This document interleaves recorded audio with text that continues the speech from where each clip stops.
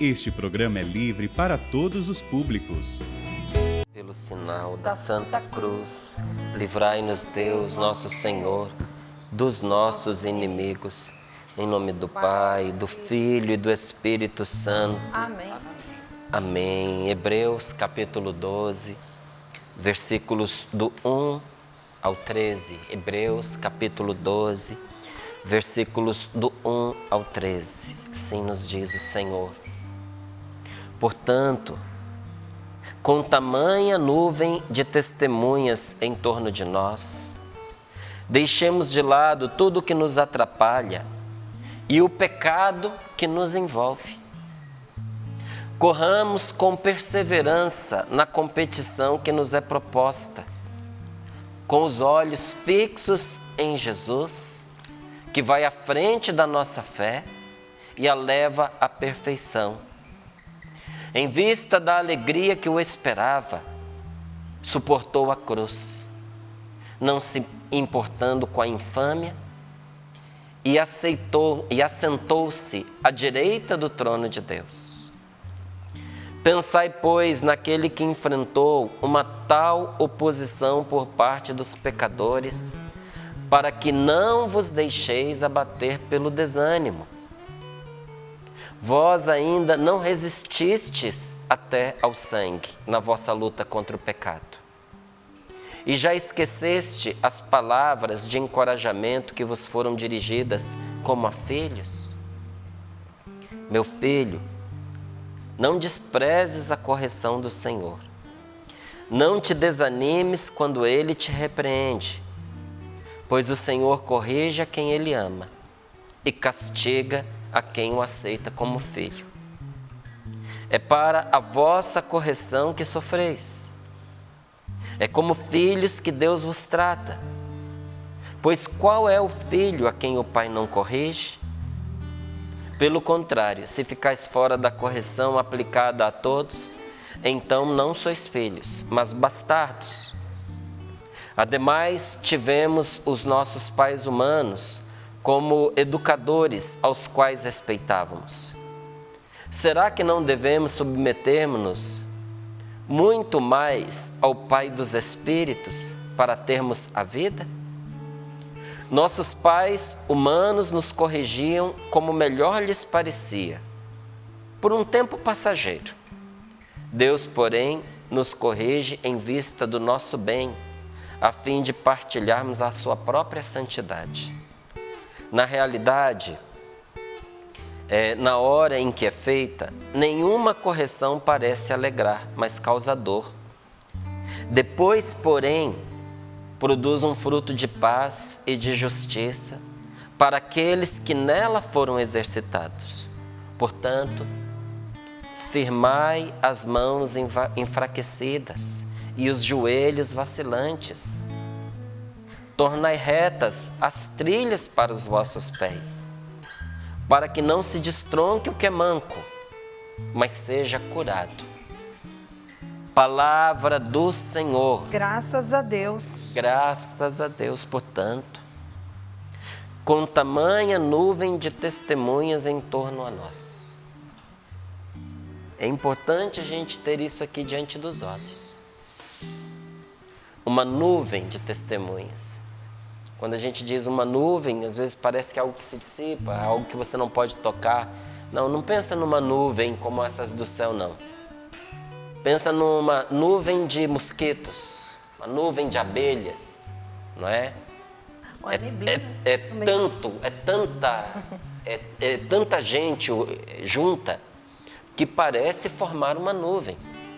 Quando a gente diz, olha aquela nuvem de mosquitos, são tantos mosquitos juntos que parecem formar uma nuvem. É uma grande quantidade que chega a cobrir.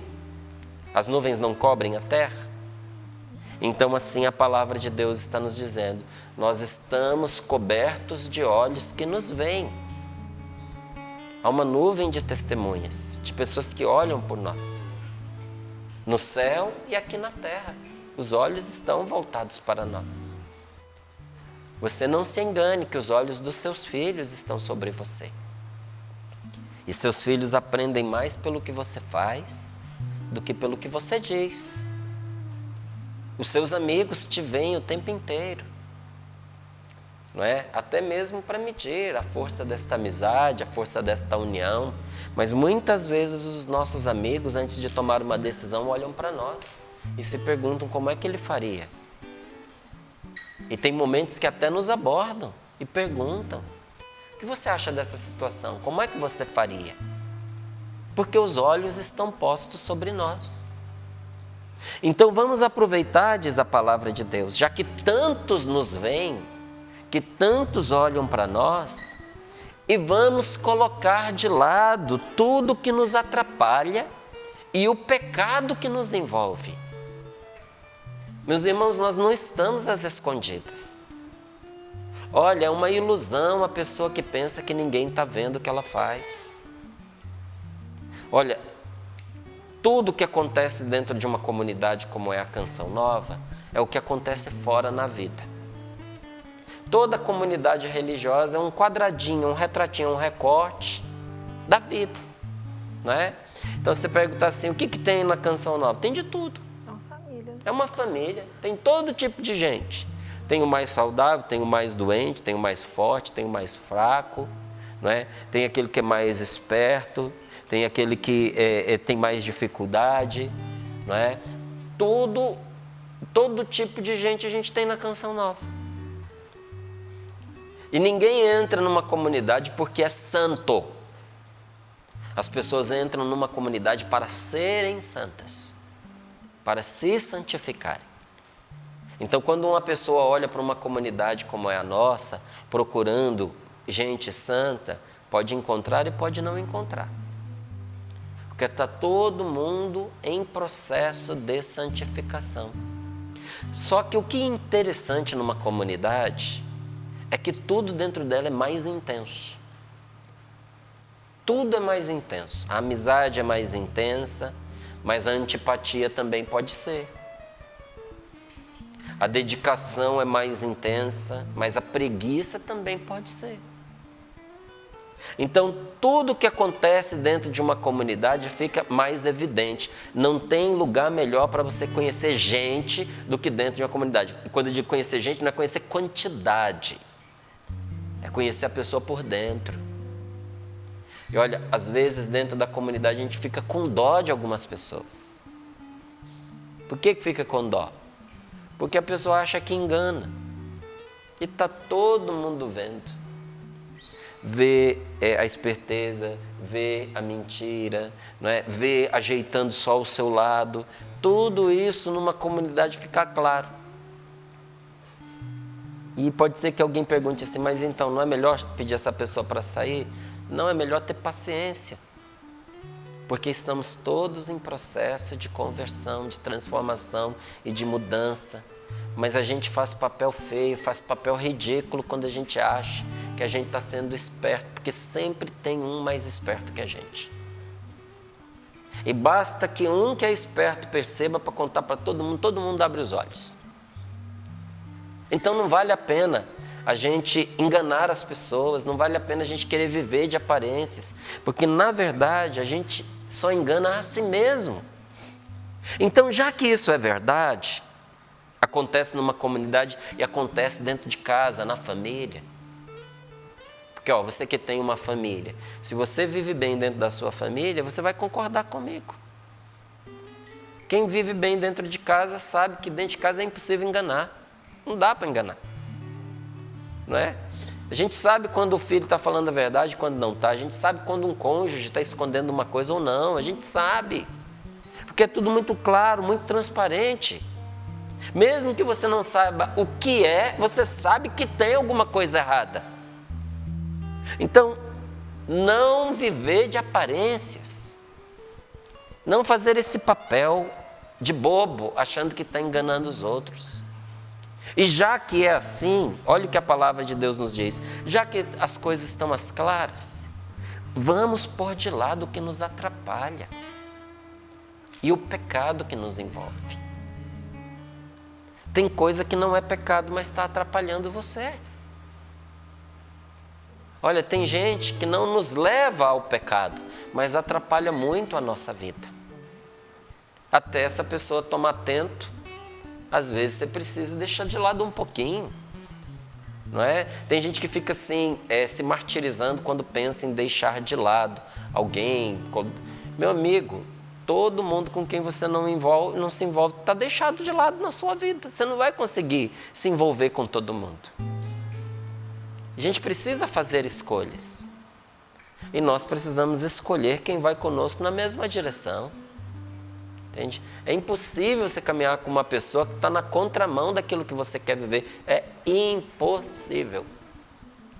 E é tão interessante quando a gente vê os nossos filhos entendendo isso e às vezes chegando para nós e dizendo assim: pai, gostava tanto dessa moça, era uma boa namorada, mas a nossa vida está em direções diferentes. Gente, a vontade que você tem é de aplaudir a pessoa. Eu gostava, eu amava, tenho o maior respeito, mas o rumo que ela escolheu para a vida dela não é o rumo que eu escolhi para a minha vida. Eu queria tanto pegar um pouco dessa compreensão, dessa inteligência e botar na cabeça de tanta gente já velha e casada. Sabe? Nós temos que ir com as pessoas que vão conosco na direção daquilo que é a nossa fé, daquilo que a gente acredita.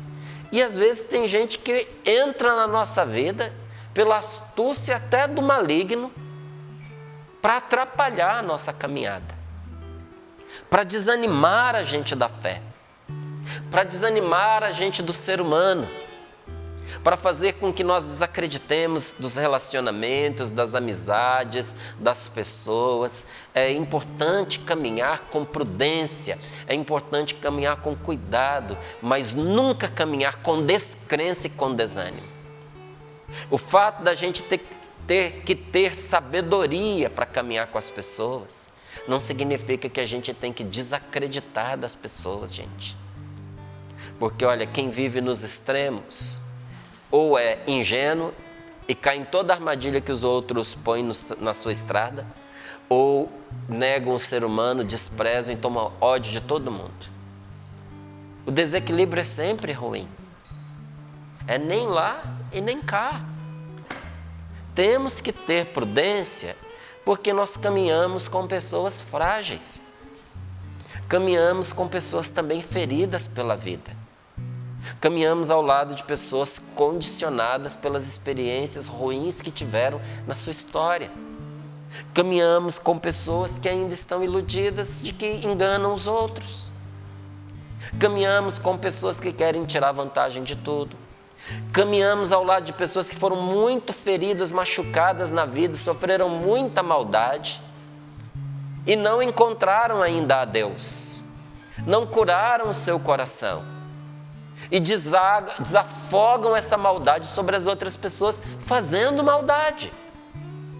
Então a gente tem que ser atento, tem que ser esperto, mas nunca desacreditar do bem que existe nas pessoas, porque existe bem nas pessoas. Mas voltando à palavra, vamos tirar do nosso caminho o que nos atrapalha. E vamos, diante dessas pessoas que nos vêm, nos livrar do pecado que nos envolve. Porque às vezes a gente é envolvido por um pecado que forma uma espécie de narcose, a gente fica entorpecido, sabe? O pecado ele é contagioso. Se a gente vive num ambiente contaminado, a gente se contamina igual um vírus. A gente se contamina.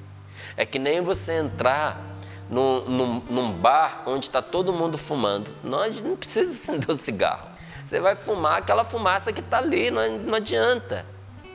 Não é? Todo mundo já assistiu algum tipo de filme em que de repente aparece uma cena que a pessoa dá uma tragada ali numa droga e sopra a fumaça na boca da outra para a pessoa experimentar do efeito da droga. A outra não fumou. Mas o indivíduo bafejou aquela fumaça tóxica na pessoa e ela experimentou os efeitos disso. O pecado que nos envolve vai nos entorpecendo. Cria uma narcose, igual narcotráfico, sabe? Uma narcose. E a gente precisa se despir disso. Senão nós vamos passar a vida entorpecidos e dormindo. A vida vai voar e a gente não vai ver. Então, desvencilhemos-nos do que nos atrapalha, deixemos de lado o que nos atrapalha e deixemos de lado esse pecado que vai nos envolvendo. Corramos com perseverança na competição que nos é proposta, com rumo, com direção, com os nossos olhos fixos em Jesus. Eu ouso dizer que hoje, nos tempos que nós estamos, quem não estiver com seus olhos fixos em Jesus vai se perder. Se você brincar de ser uma pessoa cristã, você vai se perder. Se você quiser, como muitos dizem, um olho no gato, outro no peixe, né? Que isso é positivo num sentido. Mas nesse nosso aqui não é, não. Se toda hora você desvia o seu olho de nosso Senhor para as propostas desta vida, se você quer confrontar essas falsas verdades que colidem com o Evangelho no sentido de colocar em pé de igualdade, o que será que é verdade? É o que a palavra de Deus me revela ou é essas coisas que parece que houve uma evolução, né? Nós estamos num tempo em que as coisas parecem que mudaram um pouco. Meu amigo, você vai se perder. Vai se perder. A palavra de Deus não é qualquer livro. A palavra de Deus é a direção para a nossa vida e a nossa salvação.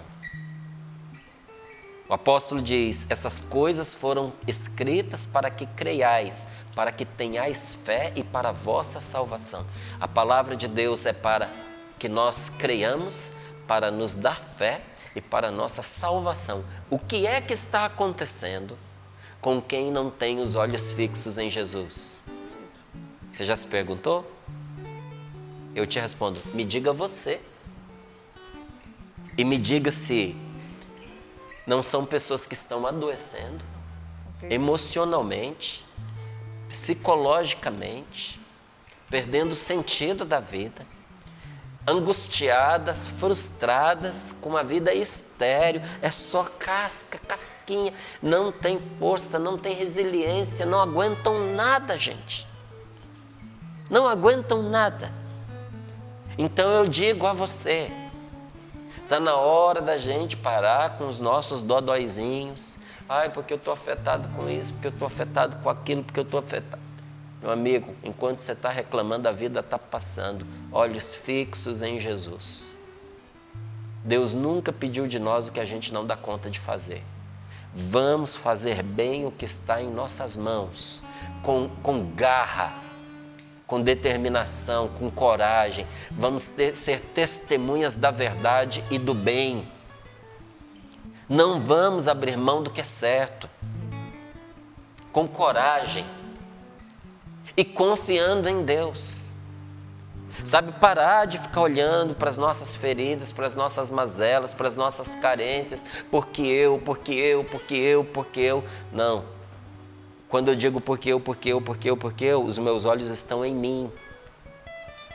Você já experimentou andar olhando para você mesmo? Para você ver o que acontece?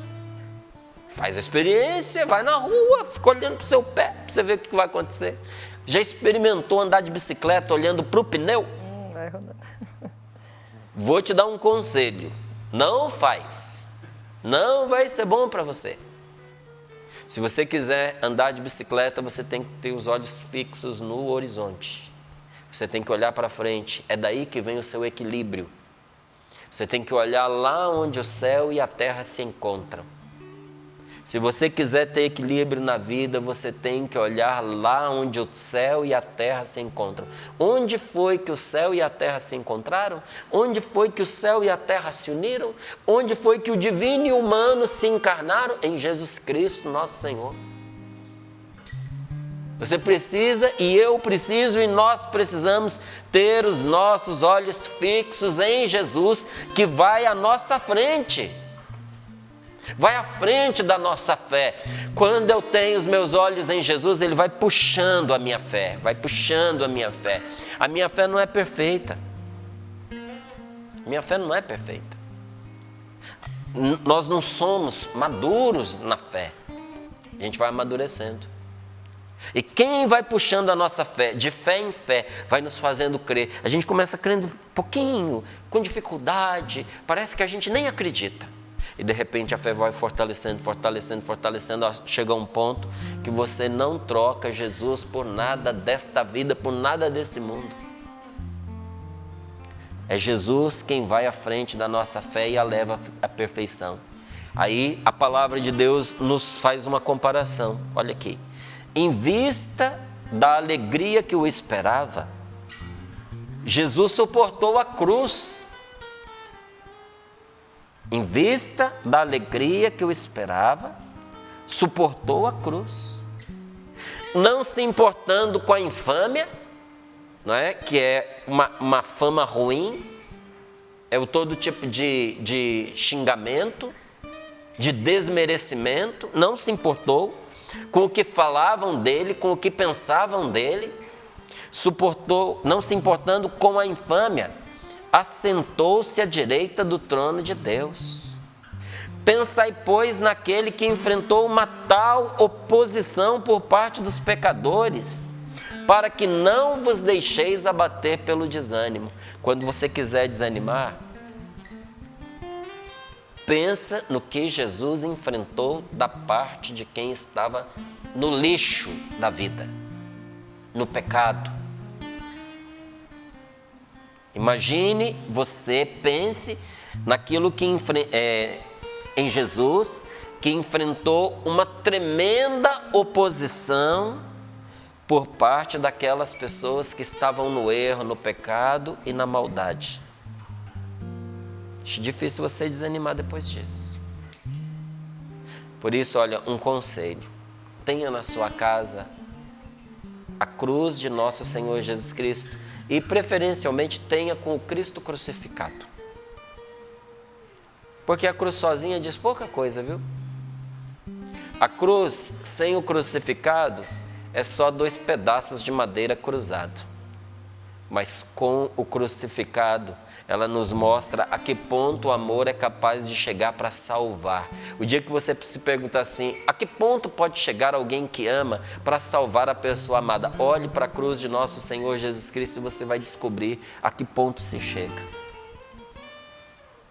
O dia que você se perguntar, o que é que alguém já fez de bom para mim? Será que alguém se importou comigo? Olhe para a cruz de nosso Senhor Jesus Cristo e você vai perceber o que já foi feito por você, pelo amor que Deus tem por você. Pensai, pois, naquele que enfrentou uma tal oposição por parte dos pecadores, para que não vos deixeis abater pelo desânimo. Para você não desanimar, pense no que Jesus foi capaz de enfrentar na luta contra o pecado. E aí vem a palavra e diz para nós ainda assim, vós ainda não resististes até o sangue na vossa luta contra o pecado. Repito, vós ainda não resististes até o sangue na vossa luta contra o pecado. E já esqueceste as palavras de encorajamento que vos foram dirigidas como a filhos? Meu filho, não despreze a correção do Senhor. Não te desanimes quando Ele te repreende. Pois o Senhor corrige a quem Ele ama e castiga a quem aceita como filho. É para a vossa correção que sofreis. É como filhos que Deus vos trata. Pois qual é o filho a quem o pai não corrige? Pelo contrário, se ficais fora da correção aplicada a todos, então não sois filhos, mas bastardos. Quando você pega o livro do Gênesis, ali tem uma verdade espetacular que muita gente deixa escapar. Diz que depois que Adão e Eva desfrutaram do fruto proibido, comeram daquele fruto que Deus disse, não põe a mão aí, não comam, porque isso vai ser a morte de vocês. Diz lá a palavra de Deus, no Senhor falando consigo mesmo, coloquemos para fora o homem, tiremos ele do paraíso antes que ele coma do fruto da vida. Será que Deus quer a nossa morte? Depois de ter experimentado aquele fruto venenoso que Deus havia proibido, ele diz: é importante que o homem e a mulher não comam do fruto da vida. Será que Deus ficou recalcado, ficou malvado? Não. Aquela palavra está nos revelando que Deus não pode admitir que o ser humano viva a eternidade estragado pelo pecado como eles foram. Eles precisavam passar por uma purificação. Lançar mão do fruto da vida é ser imortais naquela vida de inferno que eles tinham trazido para si. Deus os preserva porque os ama. Em outras palavras, por que Adão e Eva foram expulsos do paraíso? Foram expulsos por culpa própria, porque experimentaram, permitiram entrar na própria vida aquilo que tirou o paraíso deles. Todas as vezes que o pecado entra na nossa vida, ele vai tirar o nosso bem-estar, vai tirar a nossa felicidade, vai tirar o paraíso de nós. Você quer viver no terror? Entregue a sua vida ao pecado e você vai ver a desgraça que ela vai virar. Uma hora você vai perceber a desgraceira que é. No início a gente não nota. A gente acha que é simplesmente a oportunidade de a gente experimentar alguma coisa gostosa, alguma coisa proibida, mas depois, quando vem as consequências, a gente vê que coisa triste que se abateu sobre mim, porque eu me abandonei ao pecado. E Deus, que nos ama, o que Ele faz conosco? Ele permite que a gente continue do jeito que está? Não. Ele trabalha para a nossa correção. Como é bonito um filho disciplinado, obediente, respeitoso, estudioso, inteligente, preparado, fisicamente robusto, porque se cuidou para isso. Como é triste quando você chega numa casa, vê ao meio-dia um moleque embaixo do cobertor, cheio de remela, cabelo amarfanhado, jogando videogame, jogando seus joguinhos, fraco, sem vigor físico, adoecido, comendo porcaria, sem o menor conhecimento sobre nada. Você pergunta, ele não sabe o que dizer, desrespeitoso com os pais, desobediente, preguiçoso. Qual dos dois tipos de filho você quer? Qual dos dois tipos de filho você tem? Qual dos dois tipos de filho você é?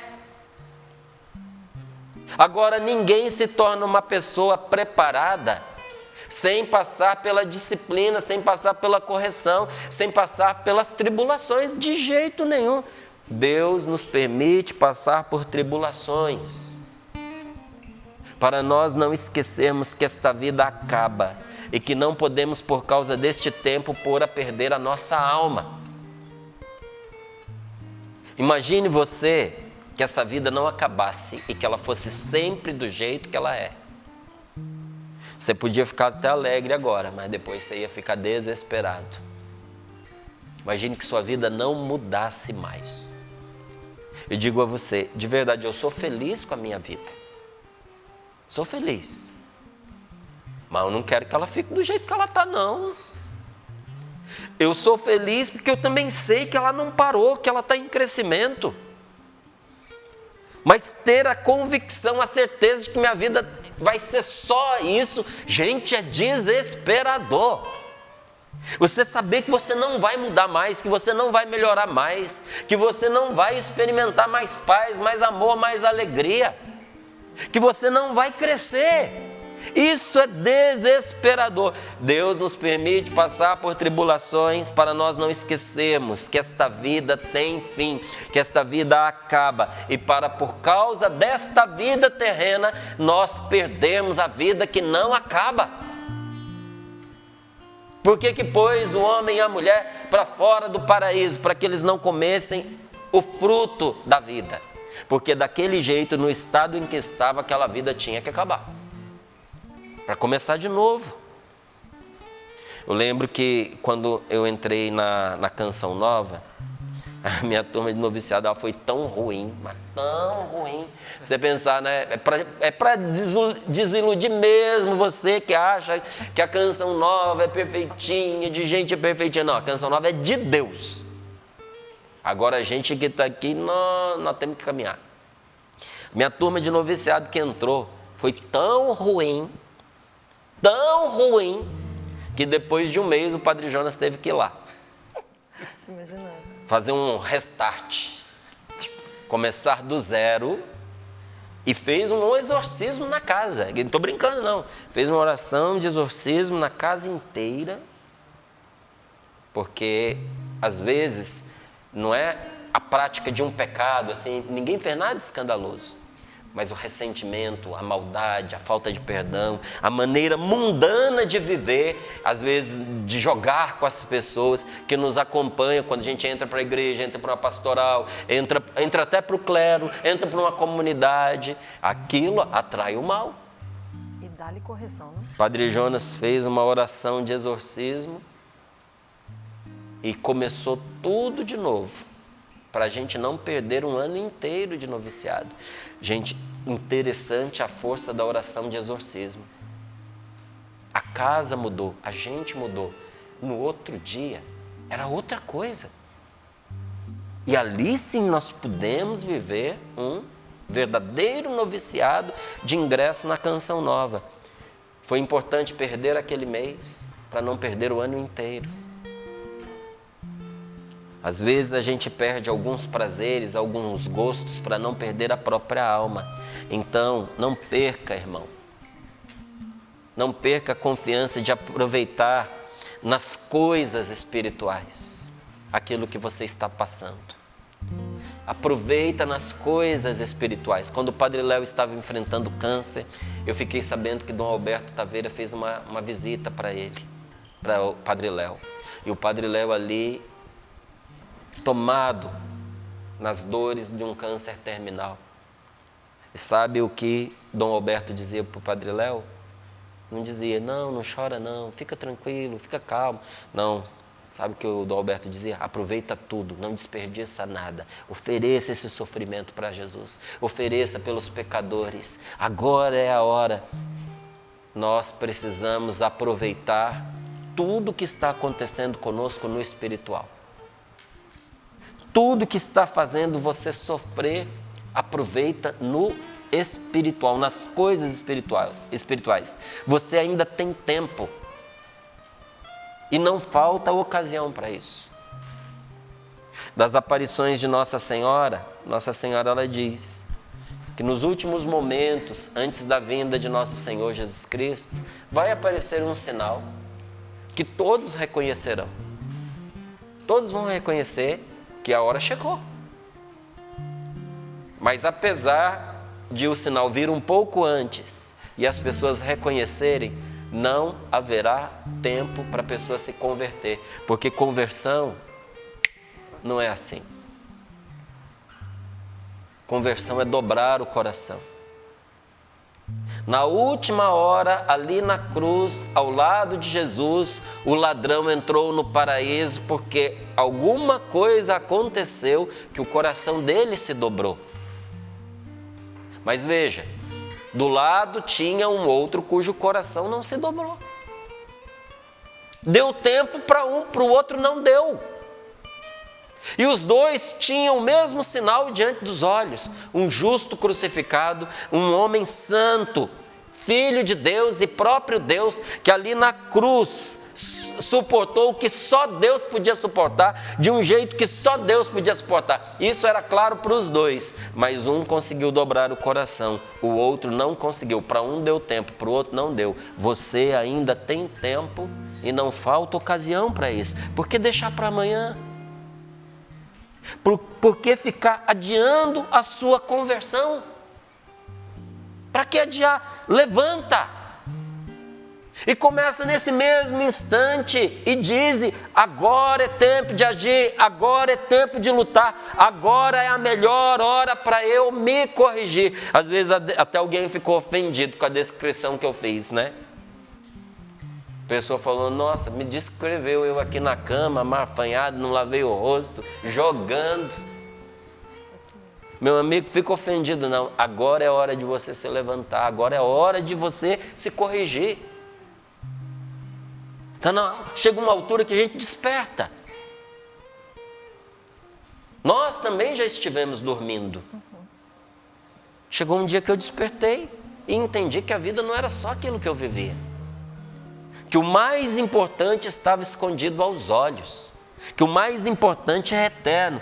Quando a gente está atribulado e enfrentando aflições, aí é que é a hora de merecer.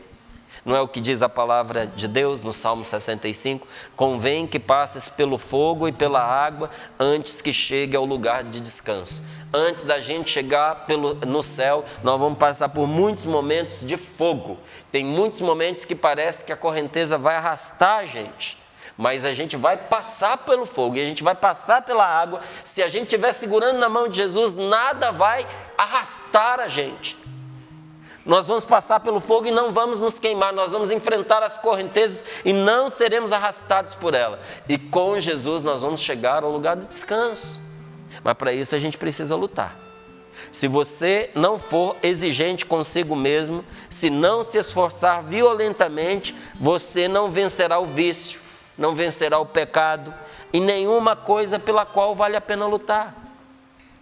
Enquanto estamos neste corpo frágil, nós não poderemos estar sem pecado, nem viver sem cansaço e dor.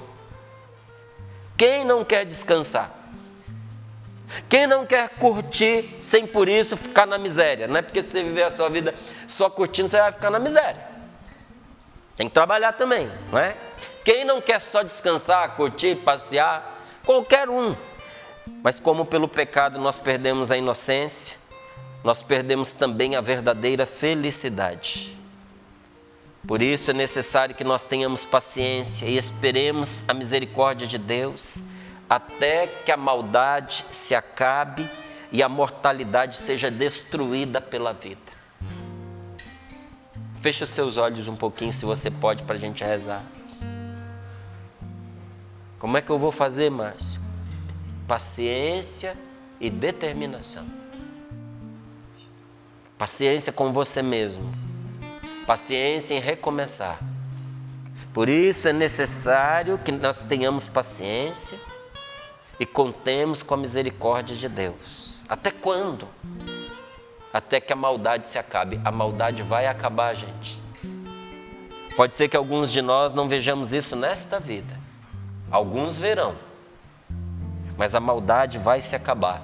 E mais diz a palavra de Deus, em 2 Coríntios. E a mortalidade será destruída pela vida. Não somos nós que seremos destruídos. A nossa mortalidade será destruída pela vida. A vida de Deus vai tomar-nos de tal maneira que a gente vai deixar de morrer. Imagine uma vida que não acaba mais. Mas não uma vida torta. Uma vida eterna. Obrigado, Senhor. Nós te louvamos por isso. E nós queremos agora em oração, Senhor, dizer que nós precisamos que o Espírito Santo venha em nosso socorro. E ampare a nossa grande fraqueza, tão inclinada aos apegos, Senhor. Tão inclinada ao que é mais fácil. Tão inclinada aos erros, aos pecados. Sem a graça de Deus, nós ficamos presos a hábitos terríveis, Senhor. Por isso nós precisamos do Teu Santo Espírito. Derrama o Teu Espírito Santo sobre nós. Senhor, nossa fraqueza é tal que nós mal confessamos os nossos pecados, não demoramos para cair neles de novo. Às vezes, Senhor, nós fazemos o propósito de tomar cuidado, de parar com o que é mal, de parar com o que é errado, e quando nós percebemos, nós estamos agindo como se nada tivéssemos decidido. Senhor, nós precisamos do Teu socorro nesta manhã para cada um de nós.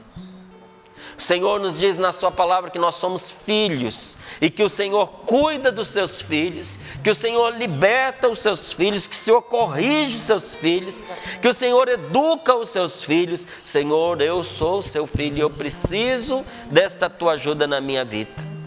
Porque sem o socorro de Deus, sem a sua diligência, sem a sua providência, depressa, Senhor, nós perdemos pelo nosso descuido aquilo que com muito esforço nós conquistamos com a tua ajuda, Senhor. Sem o teu socorro, sem o teu amparo, nós vamos perder aquilo que é caro, precioso para nós. Vamos perder o nosso casamento, vamos perder os nossos filhos, vamos perder o nosso ministério, vamos perder o nosso sacerdócio, vamos perder a nossa honradez. Mas com a graça de Deus, tudo se transforma. Cheios da graça de Deus, até os pesos nos aliviam. E os nossos pecados se convertem em trampolim para mergulharmos na misericórdia de Deus. Meus irmãos, vamos mudar hoje. Diga isso agora para o Senhor. Senhor, é hoje o momento. Chegou a minha hora. Eu preciso mudar hoje.